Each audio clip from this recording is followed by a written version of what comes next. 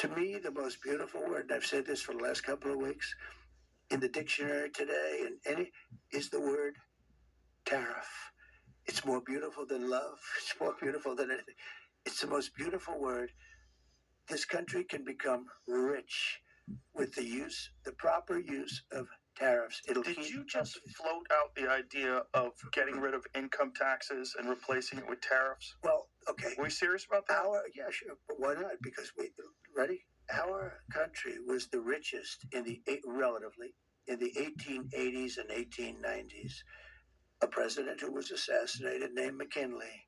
He was the tariff king. He spoke beautifully of tariffs. His language was really beautiful.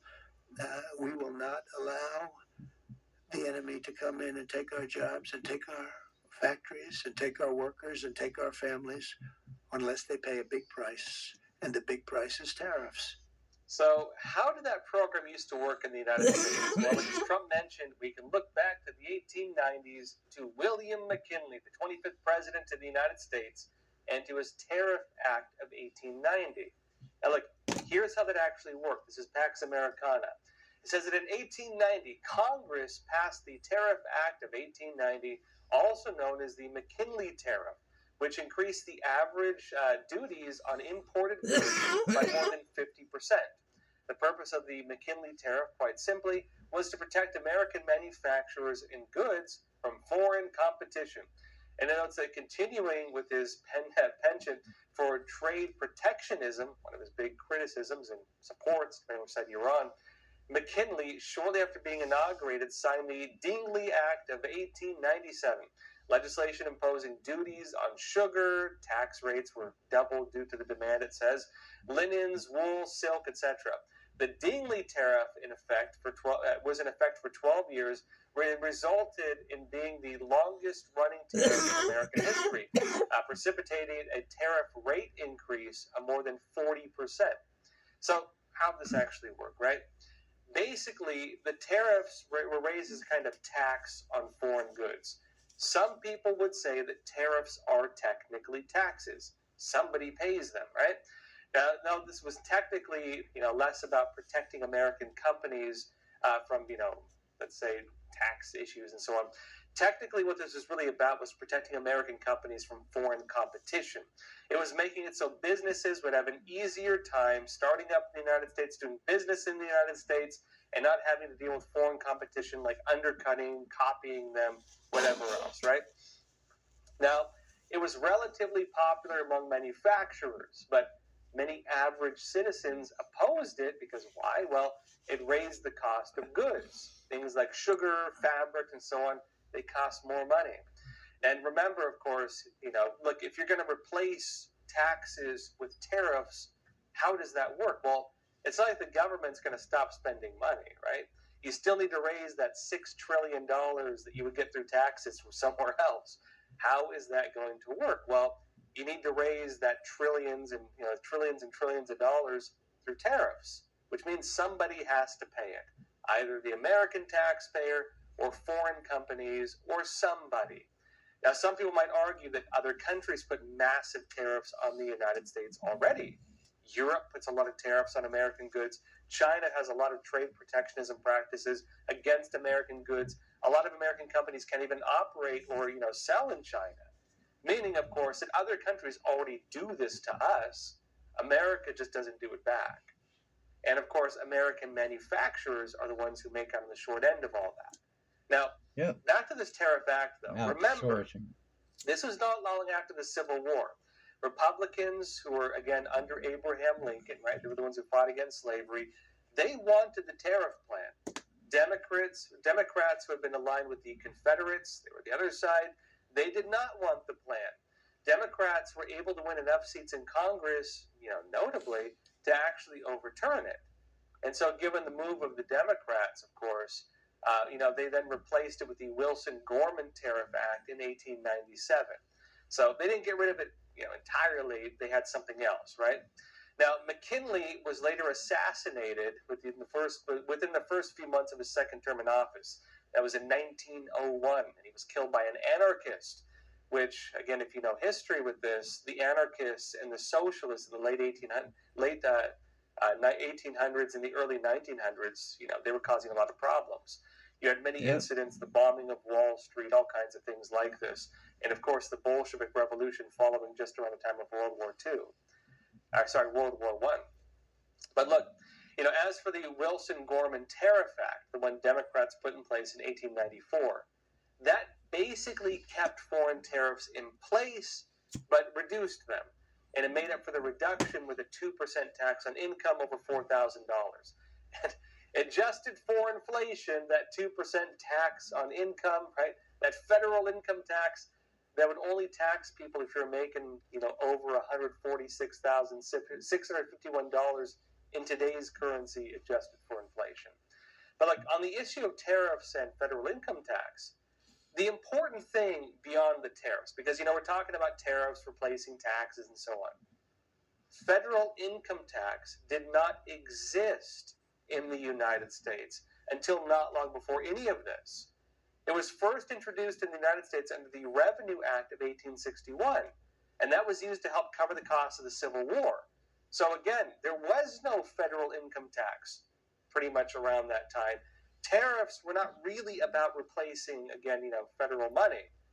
They were really about protecting American companies from foreign competition. But notably, federal income tax technically made a comeback decades later. That was the Revenue Act. That was reformed into the 16th Amendment of the U.S. Constitution.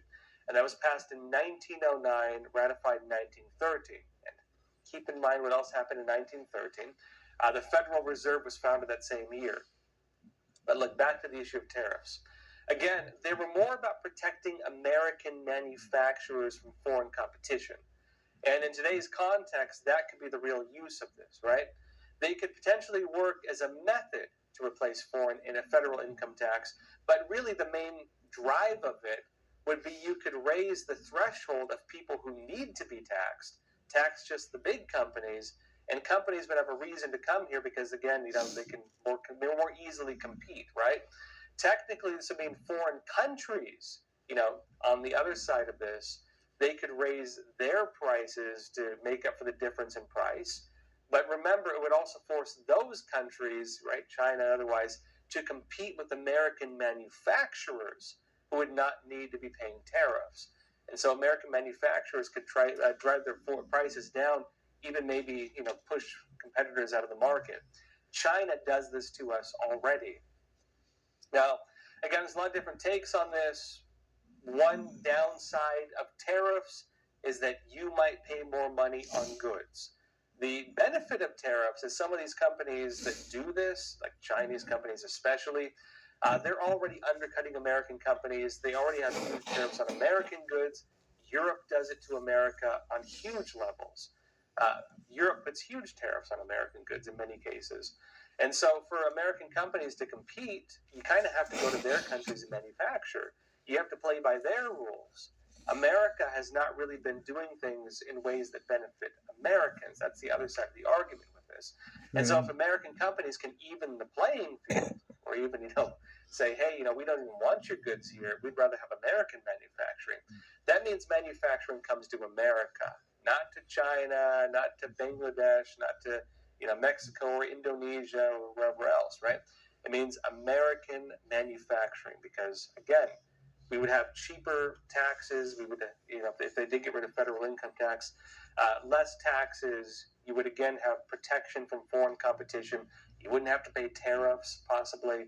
It would actually help American manufacturers quite a bit.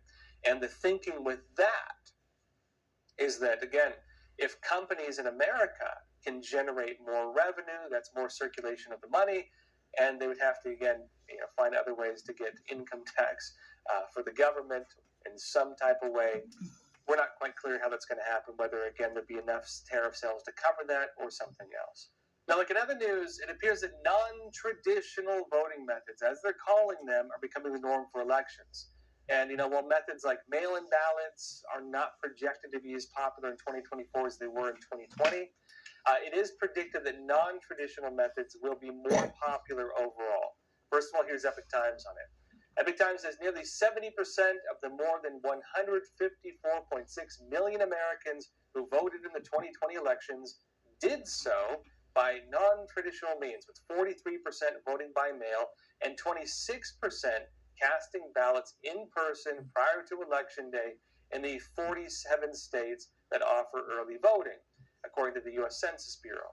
Now, notes that as of October 24th, with 12 days remaining before the 2024's November 5th election, it's less than about a week away now, it does not appear that mail-in voting will match those 2020 numbers, and that early voting will be similar to the past few election cycles. But, it says, the number of those choosing to cast ballots via non-traditional voting methods overall will exceed the 57.2 million who did so in 2016, according to the U.S. Election Assistance Commission, when 40% of the 139 million votes cast were by mail or at early voting sites. So what does this actually mean, right? Basically, it looks like the shift we're now watching with non-traditional voting is that mail-in ballots are not becoming as popular. A lot of people are not, well, it's still a lot, but not as much as before. But early in-person voting is becoming more popular. Early voting is becoming popular. I can tell you on a personal level, I wasn't too sure about it. I'm probably going to early vote this year. I've actually decided I'm probably going to try to do it when I get back to New Jersey, in fact. Now, look, on this note, though, these types of non-traditional voting methods, they were heavily pushed last election cycle because of the pandemic. This is what the U.S. Census Bureau's recap after the 2020 election said. They said the COVID-19 pandemic led to a variety of changes in voting methods across the country in 2020, and the ways people could cast ballots varied widely from state to state. Now, they note that many states maintain traditional voting procedures, but some expanded early voting, and others automatically sent all registered voters a ballot that could be returned by mail, right, when they did universal mail-in ballots. Now, note that in the 2020 election, 69% of voters nationwide cast their ballot non-traditionally, the majority of Americans. And that was done, it says, by mail and or before Election Day. They said this is the highest rate of non-traditional voting for a presidential election since questions regarding voting methods have been included in the survey. Now, look, that said, the legal battles around elections, some of the new laws we're seeing are still ongoing. Again, we'll be going more into this as well. Now, I can tell you on a personal level, again, I was not quite sold on early voting. I'm probably going to do it myself now. And here's the reason. And I think actually it's a reason a lot of people have. I've been going around Georgia talking to people for the last few days, and I'm actually seeing a lot of people early voting. In fact, in Georgia right now, more than half of the votes that have already come in, the votes that have already come in would constitute about half of what they saw back in 2020. A lot of people are early voting. Early voting is the thing. I was at some of the polling stations, and I can tell you it's Republicans and Democrats. I actually met more Republicans at the polling stations early voting, but a lot of people are doing it. Now, with this, one of the big arguments is, well, what happens on Election Day if you go to cast your vote and there's problems with the systems? Remember, that's what happened in Arizona on Election Day when they had the gubernatorial races. Remember with Kari Lake and so on? People went to vote. Some of the voting stations were down and people had to wait for hours. Some people have jobs. They can't afford to wait 4 hours, so they had to go home without voting. And, there are concerns people have with that. What happens if there's issues? What happens if, for example, maybe you can't get off work or you get stuck in traffic? There's a lot of issues that can make it difficult to vote if it's just on, November 5th. And so I do think, actually, that I have seen, it's not even a partisan thing now, Americans seem to be trusting early voting a lot more. Now, on this note, the 2024 elections are happening in less than 1 week, and the legal battles around elections and some of the new laws we're seeing are still ongoing. Now, some of these could be significant depending on where things are at by November 5th.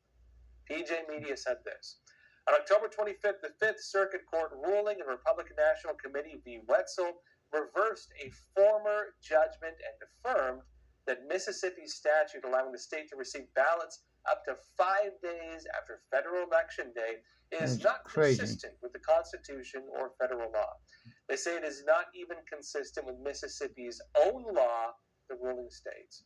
They say, quote, Congress statutorily designated a singular day for the election of members of Congress and appointment of presidential electors. Text, precedent, and historical practice confirm this day for the election is the day by which ballots must be both cast by voters and received by state officials, the ruling announces. And they say, quote, because Mississippi's statute allows for ballot receipt up to 5 days after federal election day, it is preempted by federal law. They say we reverse the district court's contrary judgment and remand for further proceedings. The ballot is cast, the ruling explains, when the state takes custody of it. While ballots might be counted after election day, quote, the result is fixed when all of the ballots are received and the proverbial ballot box is closed, namely election day. Thus, the election concludes when the final ballots are received and the electorate, not the individual selector, has chosen. What does that mean? Well, you remember back in 2020 what happened. We had, of course, Election Day, November 5th. We had early voting, universal mail-in ballots, and a lot of people had questions about the integrity of it all. Democrats were most of the ones pushing for, these different types of non-traditional voting. Republicans, in many instances, were legally challenging it. And many people argued that a lot of Republicans maybe were not engaging in those practices. Some did, but a lot of them did not, because there were doubts about the system and because of the lawsuits challenging the legality of what was happening, universal mail-in ballots and otherwise. Then what happened? Well, the votes were cast. We were, again, election night, 2020. What happened? We're watching the polls. We're watching the data come in. It looked like Trump was going to win. Then the elections froze. Remember that? The plumbing system overflowed, I believe, actually in Georgia. They froze the elections, and we waited days and days and days. And then what happened? They started finding new ballots. And different states said, well, maybe we should accept late ballots. And people were finding ballots in different locations. Hey, it turns out this vehicle had all these bins of ballots. We have to count them too. Every ballot needs to be counted. And all these new ballots came in, and they had to count all of them. And the counting and ballots and everything else kept coming in after Election Day. Now, there are legal battles over whether that can happen again. Mississippi, they're challenging this. Again, right now, if you were to go by the law right this minute, they cannot have votes coming in after Election Day, but very likely this is still going to have to go up through the courts. Very likely they're going to challenge this again, and we're going to have to see. But it does seem a lot of these lawsuits are coming in time for the elections, so that post-election, if there's any issues or so on, then the ongoing legal cases can resolve the issues if something does happen. Several countries are pushing for laws to restrict the use of social media and smartphones for kids. Norway is now going to enforce a policy to forbid kids from using social media until they turn 15. That's right, the age of 15 years old. The Guardian says that Norway is to enforce a strict minimum age